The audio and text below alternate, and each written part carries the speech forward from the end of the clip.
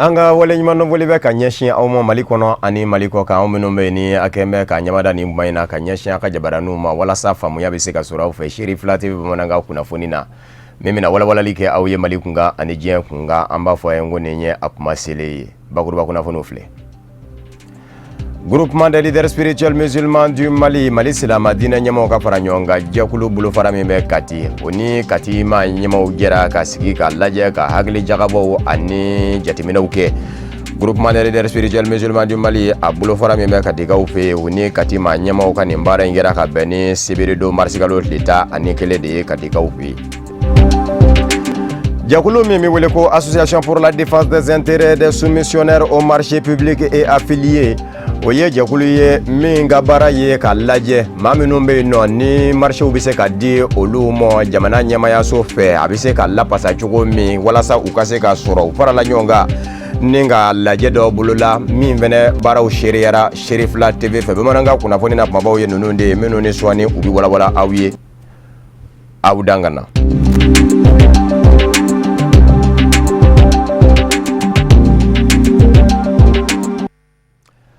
Amba daminani ni nguna foni nye jamana nyama El Haji Ibrahim Boubacar Keita alamusa temene ngafo juma temene aye kuru supreme anga jamana kiri blomba aye okuru bungari yoro injora ka ke tetne kuni wa jamana ere wagande awari tara yende ninga ajo shefa wari miliyari taningele ani miliyon geme saba bara imbena udemo amusaka ubela jele bora nyoruka jamana wagande kono kuna fonu ye ajira ka fo kuru supreme jamana kiri blomba iminle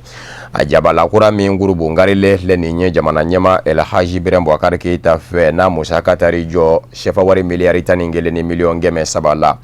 aminye abiroye kemenyo na debe akono jalatige yoro ni oyekiri jalatige yoro ye aya o bilebele bamimbe akono obiseki joni mabakelenye o temene ko fe so mangani wara ube minu nye jalatige yoro ye olu fene biseka minye ma keme fla ye kuta o sigoro ma fla de be kono uko so mi mako salle de banque o fene bi joni ma keme duru ye ami awladania ka fo bara inzira ka buluda sandamaro de kono sa 2013 ni sa 2016 ni nyonje maminani jamana nyama aye yoro ngurubo ngari adone ka munumunu zalu damene akono aniso diale ya yera ka fo foite mimi se ka fo ni ngula bli ni ngoni nye bara de mi no yara o kuma na fe mi ndorasa a bara ke bawiye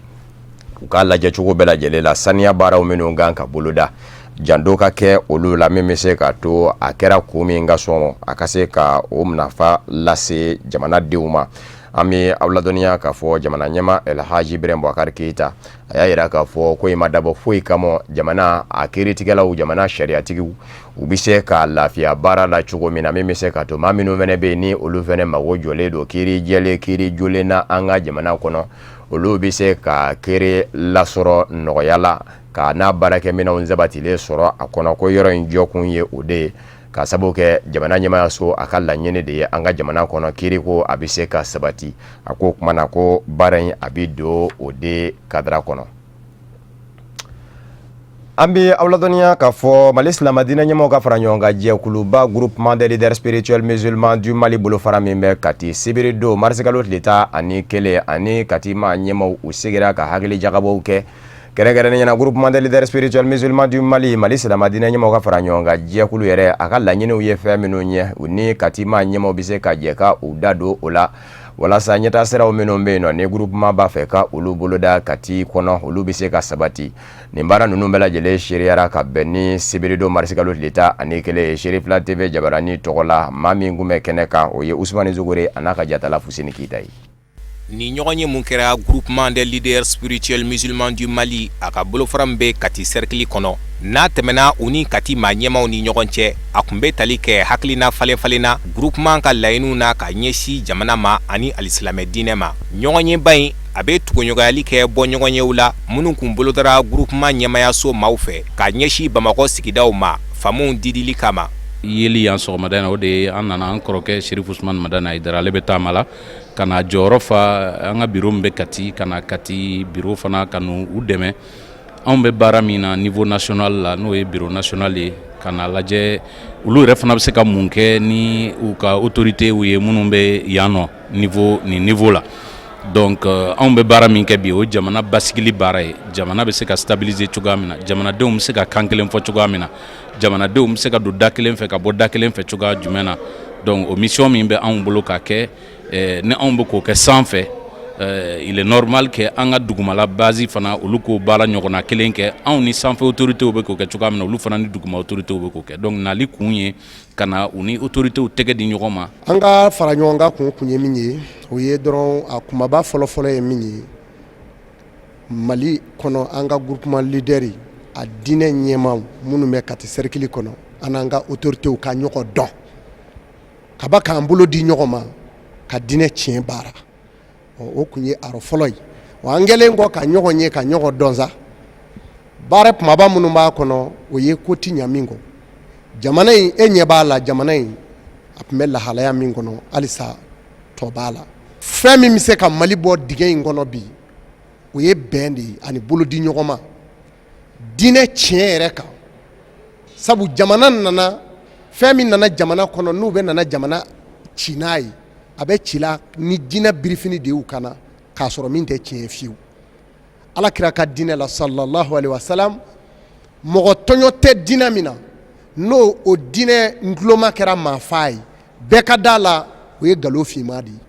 Maaba caman ka bɔ Kati cercle kɔnɔ olu bɛɛ lajɛlen yera ɲɔgɔn kunbɛn in kɛnɛ kan i n'a fɔ Kati dugutigiw u ka nɔnabila Kati mairie Kati conseil de cercle ɲɛma ka taa se jɛkulu camanw ma silamɛya tɔgɔ la ani muso jɛkuluw tɔgɔ la. Le groupement des leaders spirituels musulmans u nana an fɛ sɔgɔmada in na ka na u yɛrɛ yira an na an kun b'u dɔn mais an ye ɲɔgɔn ye min kɛ sɔgɔmada in na hakilila ɲɔgɔn ye ba dɔn u y'a yira k'a fɔ u bɛ Maliko de la u bɛ to Maliko de la gɛlɛya min bɛ Mali in kɔnɔ a bɛ se ka wuli cogo min o y'u ka hami ye sufɛ o y'u ka hami ye tilegan fɛ donc u nana fɔ an ɲɛna k'a fɔ u b'an ka disposition na an bɛ se ka gɛlɛya in kɛlɛ cogo o cogo n'an mago ser'u ma an k'u wele su an k'u wele tile pour que jamana in an ka se ka jamana in jɔ donc ne y'a ye k'a fɔ hakili ɲumanba de don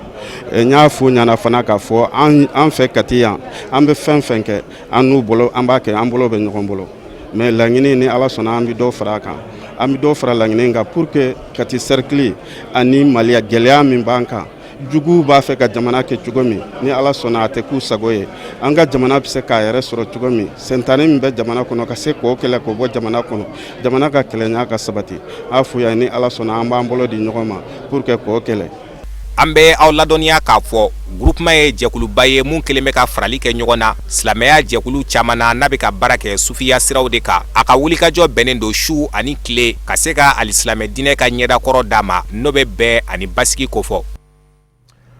An y'a fɔ ye bakuruba kunnafoniw na fana k'a fɔ jɛkulu min ni o ka baara ɲɛsinnen don maaw lapasali ma maa minnu ni olu bɛ to k'u bolo mɔɔnaw bɔ jamana ɲɛmaayaso ka marchew nɔfɛ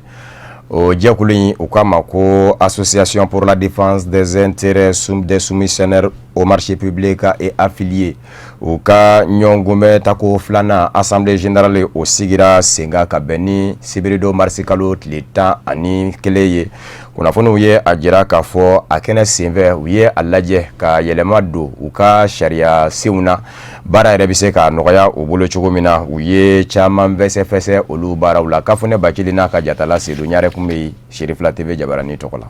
K'a ta jɛkulu in bangedenw ma fo ka na bila bi la Adisa MP n'o ye jagokɛlaw ka jɛkulu ye min tɔndenw ka baaraw bɛ ɲɛsin baaraɲɔgɔnya donni ma jamana gouvernement ani kɛnyɛrɛye jagokɛlaw ni ɲɔgɔn cɛ u ka haminako an'u ka wulikajɔw bɛnnen don baara minnu ma o ye k'u ka tɔnden kelen-kelenna bɛɛ lajɛlen lakana k'o kɔkɔrɔma don ni k'u ka hakɛw latanga musakakow nasira fɛ fo ka taa bila adamadenya yɛrɛ nasiraw fɛ a mana tigɛ da o da kan haka ja Mali jamana kɔnɔw fo ka taa bila diɲɛ jamana bɛɛ lajɛlen na. An ka bi kun y'an ka association de ko Adiza an bɛ association nin ka baara bɛ bɛn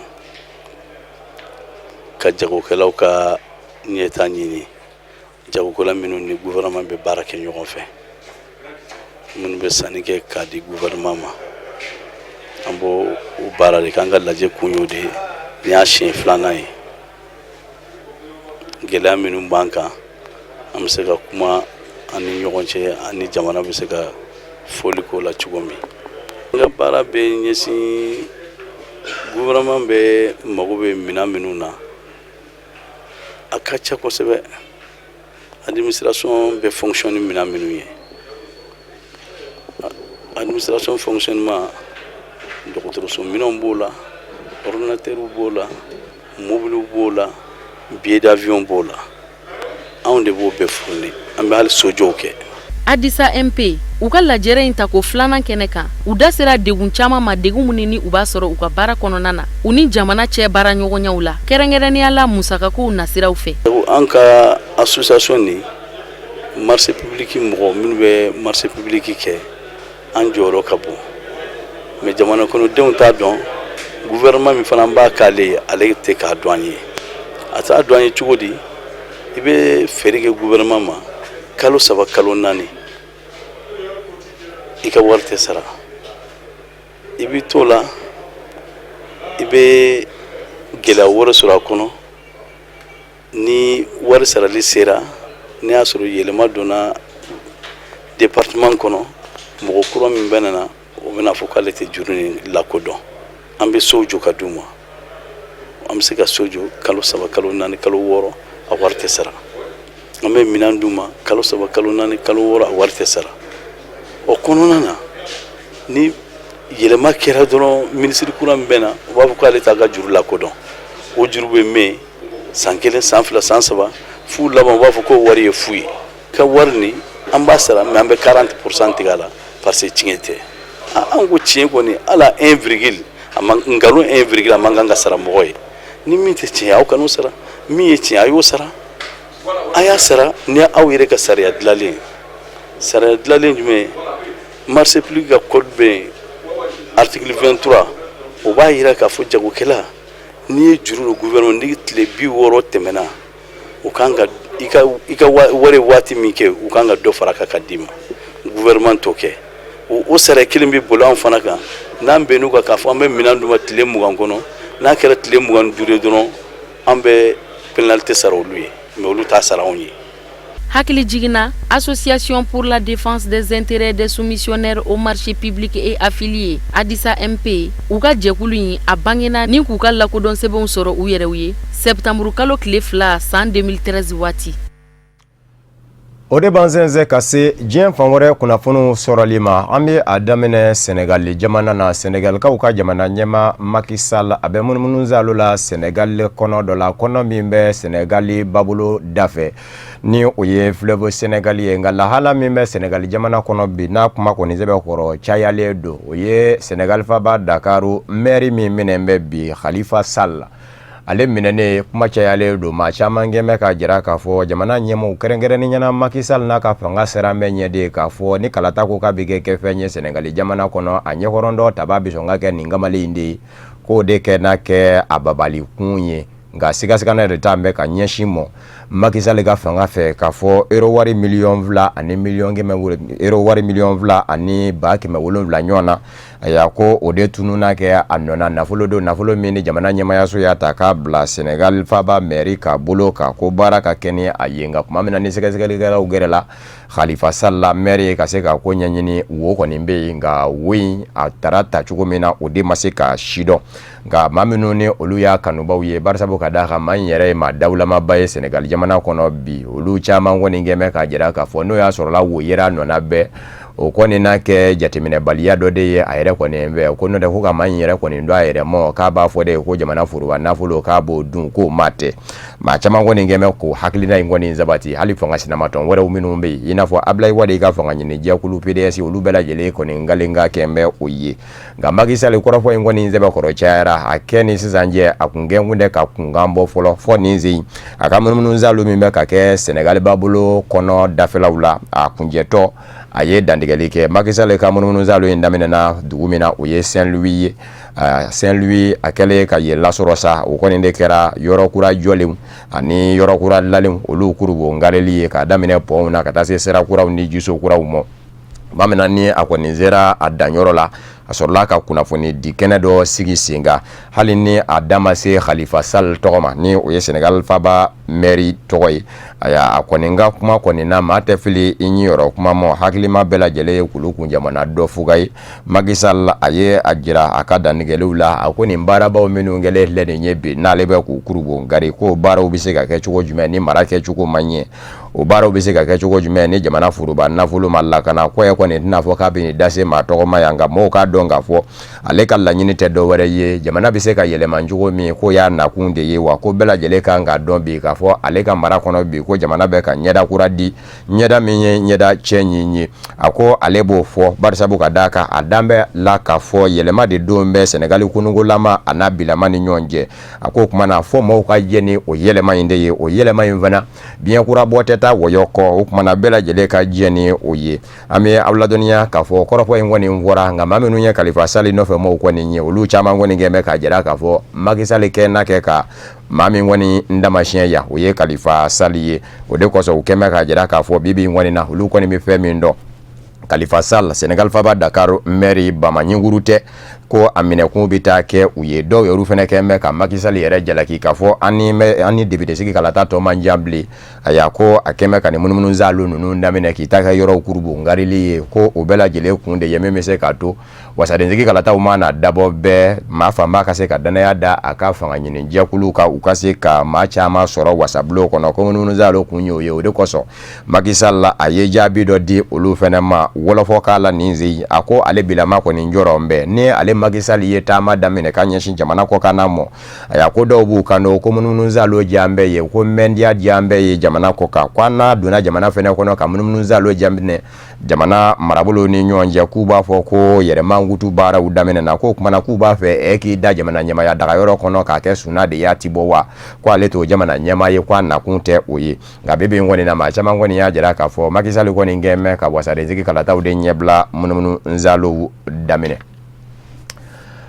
k'aw ladɔnniya k'a fɔ Niger jamana kɔnɔ kiiri dɔ bɛ senna ye kiiri min ɲɛsinnen don Bamanji jɛkulu mɔgɔw ma minnu ni olu sɔrɔla bolola kɛrɛnkɛrɛnnenya Nigeriyakaw ka Bamanji jɛkulu Boko Haram maa minnu sera ka sɔrɔ Niger kɛlɛcɛw fɛ kiiri a sigira sen kan kabini marisi kalo tile 2 tɛmɛnen maa min ye jamana tɔgɔlama ye kiiribulon kɔnɔ ni o ye procureur ye Shaibu Samna ale y'a jira k'a fɔ kiiri min bɛ senna kiiri don min di ɲɛsin faliko ta fa ma fɔlɔ kojugukɛlaw don u ka kiiri bɛ jalatigɛ ni o ye nka k'a fɔ ko u ye fali kɛ ko u ma se o ma fɔlɔ ko min ma ko deli a y'a kiiri min boli o de kan a ko kuma na min ye maa ninnu ka kiiri ye a min bɛ ka tigɛ nin ye k'a caman tɛ tɛmɛ san danga i bɛ se k'o kaso de kɛ a y'a ko min ye maa 10 ka taa se maa 20 ɲɔgɔn na mɔ olu de ka kiiriw bɛ sin ka jɛ ka tigɛ ɲɔgɔn fɛ kunnafoniw ye a jira k'a fɔ dɔw yɛrɛ kɔni bɛ olu ka kiiriw jalatigɛra k'a dɔw kɛ san 7 ani san 9 kaso kɔni ye ka ban nka hali bi don nataw la min ye fali yɛrɛ o kiiriw ye ni o ye crime ye o jalatigɛli fana bɛ sigi sen kan kiiribulon wɛrɛ fɛ procureur ka fɔ la an bɛ aw ladɔnniya k'a fɔ Boko Haram Bamanji jɛkulu min bɛ Nigeriya yan fan fɛ nin ye a san kelen de ye a maakɔrɔ dɔw bɛ bolola Niger kaso la ka sabu kɛ u minɛna Niger lakana tigilamaw fɛ dɔw y'a jira k'a fɔ a bɛ taa maa 1200 ɲɔgɔn na minnu kɔni kɛ mɛ ka bisimila minɛ kaso kɔnɔ u bɛ ka u ka kiiri tigɛli makɔnɔ u caman minɛna a kuma dɔw la a dɔw kɛra kɛlɛ kɔnɔ nka dɔw fɛnɛ kɛra sɛgɛsɛgɛliw kɛtɔ bawo Nigerikaw kɛ mɛ ka état d'urgence sigi sen kan i mana kɛ siganama ye cogoya dɔ la dɔrɔn i bɛ sin ka minɛ k'i fara ɲɔgɔn kan ka taa n'i ye a y'a ko dɔw minɛna kɛ o la an bɛ aw ladɔnniya k'a fɔ Nigerikaw fɛ yen kɛrɛnkɛrɛnnenya mara min wele ko Difa ni ani Nigeriya jamana yɛrɛ dancɛ ka surun kosɛbɛ Boko Haram ka wulikajɔ kɛra sababu ye ka maa 100 ani maa 70 ani maa 70 de bɔnɛ a nin na février kalo la san 2015 kana se septembre kalo ma san 2016 jɛnsɛrɛgɛ naani tɔnba Nations Unies ka fɔ la kunnafoniw ye a jira fana k'a fɔ maa 300 ɲɔgɔn na olu de fɛnɛ kɛmɛ k'u sigiyɔrɔw bila Difa mara la jɛnsɛrɛgɛ naani tɔnba Nations Unies ka dɛmɛni kɛ jɛkulu fɛnɛ kɛmɛ ka kule bɔ ko setigi jamanaw ka lajɛ ka ɲɛ u ma k'u dɛmɛ ni balo ni furaw ye ka sabu kɛ fandan jamana ye Niger jamana ye wa Difa in yɛrɛ fana maa caman bolo t'i kɔ sɔrɔ ye Togo jamana kɔnɔ a gajanen don jamana ɲɛmaya so ani lɔgɔlikaramɔgɔw ka lapasa jɛkulu ni ɲɔgɔn cɛ waati janba de kɛlen don lɔgɔlidenw de ka se ka kalan sɔrɔ Togo jamana kɔnɔ o de kosɔn lɔgɔlidenw bilama kɔni sɛbɛkɔrɔ diminen don f'u kɛmɛ ka bɔ ka bɔlɔw minɛ nka kunnafoniw ye a jira k'a fɔ kabini janvier kalo tile 18 Togo jamana ɲɛmaw ye a lajɛ ka lɔgɔlikaramɔgɔw ka lapasa jɛkulu maa dɔw ani lɔgɔliden somɔgɔw k'olu fara ɲɔgɔn kan ka jɛkulu dɔ sigi u ko min ma ko groupe de travail u ka lajɛ ka jate jateminɛ kɛ lɔgɔli karamɔgɔw yɛrɛ mago jɔ bɛ fɛn minnu na u b'a fɛ dɔ faransarangaw minnu ka kɛ olu bɛ se ka sira sɔrɔ cogo minnu na ka lajɛ ka hakili jagabɔ kɛ olu kunga marisi kalo tile 10 u ye o jaabiw bɛɛ lajɛlen fara ɲɔgɔn kan ni k'o ta k'o di Togo minisiri ɲɛma mɔ nka minisiri ɲɛma a kɛnɛ kɛ ka walawalali min kɛ o jaabi bɔlen ka o de kɛ na kɛ ka lɔgɔli karamɔgɔw kun minɛ ni hali bi baarabila in kɔni kɛ mɛ kɔtigɛbali ye nka minisiri ɲɛma ko min selɔma kilasu ale ko ale kɔni bɛ se ka fɛn min kɔni fɔ o de ye k'a fɔ Togo jamana ɲɛmɔgɔ haminanko de ye lɔgɔlidenw bɛ se ka kalan lɔgɔli karamɔgɔw fana bɛ se ka lafiya sɔrɔ sira o sira fɛ ni olu jamana ɲɛmɔgɔw ka wuli ka jɔ ye ko u na don o da fɛ kunnafoniw ye a jira k'a fɔ lɔgɔli karamɔgɔw ka lapasajɛkulu coordination des syndicats de l'enseignement du Togo CST olu kɔni nbilama kɔni kɛmɛ k'a jira k'a fɔ minisiri ɲɛma ka kɔrɔfɔw tɛ kɔrɔfɔ jɔlenw ye olu mago bɛ fɛn min kɔni na kɔrɔfɔ jɔlen ka fɔ u ye u ka lahala kunga u bɛ se k'u yɛrɛ ye minan wɛrɛlen min kɔnɔ bibi kɔni na lɔgɔlidenw kɔni bilama kɔni sɛbɛkɔrɔ murutira fɔ a ma ɲɛ min kɔ a kɛra o ye juma don u bɔra ka bɔlɔ minɛ fa bɛɛ lajɛlen la k'a jira k'a fɔ olu mago bɛ u ka kala la barisabu ka da ka u ka sini ɲɛsigi dulon bɛ o de la an bɛ aw ladɔnniya k'a fɔ dɔw ye a jira k'a fɔ cɛnnibaw kɛra lɔgɔlidenw fɛ a la barisabu ka da ka maa bɛ maa na u ka butigi karila yɔrɔ bɛ yɔrɔ la o fɛnɛ jenina minisiri ɲɛma y'a jira k'a fɔ o yɔrɔ in kɔni ma bɛɛ mɔ Gambi jamana kɔnɔ labɛn de bɛ senna sa n'a ma ɲɛ k'a fɔ jamana ɲɛma sugandi kalataw kɔni kɛra ko maakura nana fanga na ni o ye Adama Baro ye wasadenw olu ka kalata o de fɛnɛ labɛn bɛ senna kunnafoniw y'a yira fana k'a fɔ bibi in na min ye fanga ɲini jɛkulu dɔw ye olu taara ni u ka ayacɛbɔw ka gafew ye ka ban an bɛ aw ladɔnniya k'a fɔ kalata labɛnni jɛkulu hali bi a bɛna lajɛ ka cɛbɔw ka gafew bisimila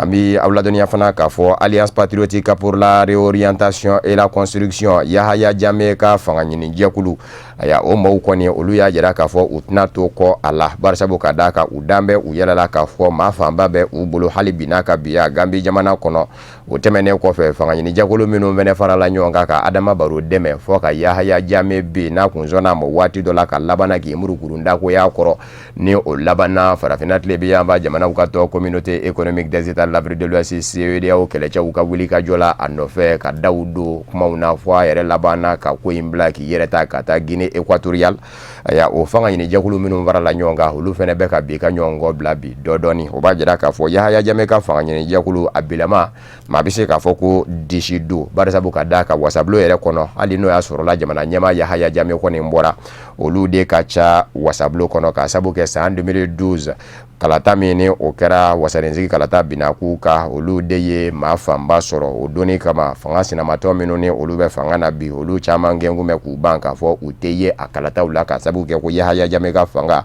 ko bɛnkan fanga tɛ an bɛ aw ladɔnniya k'a fɔ bibi in kɔni na min ye UDP fanga ɲini jɛkulu ye olu minnu farala ɲɔgɔn kan ni ka Adama Baro kɔni dɛmɛ kunnafoniw ye a jira k'a fɔ u yɛrɛ dama ni ɲɔgɔn cɛ u tɛ ka se ka bɛn kan kelen kan u bɛ sɔn ka kɛ sababu ye ni k'u ɲiyɔrɔ sagara dɔgɔya wasadensigi kalata nata la o de fana bɛ dansigi bamanankan kunnafoni na min farala ɲɔgɔn kan ka lase aw ma kunnafoni di so ɲɛmaayaso fɛ ka bɛn ni nin kuma in ye ka wale ɲuman dɔnboli kɛ ka ɲɛsin aw ma Mali kɔnɔ ani Mali kɔ kan aw minnu gɛngun bɛ ka ɲɛmada ka ɲɛsin a ka jabaraniw ma walasa faamuya bɛ se ka sɔrɔ aw fɛ Seri Filade bamanankan kunnafoni na laseli wɛrɛ an bɛ ɲɔgɔn sɔrɔ yan'o cɛ a k'an bɛɛ diɲɛ waati wɛrɛ n'Ala sɔnna a ma.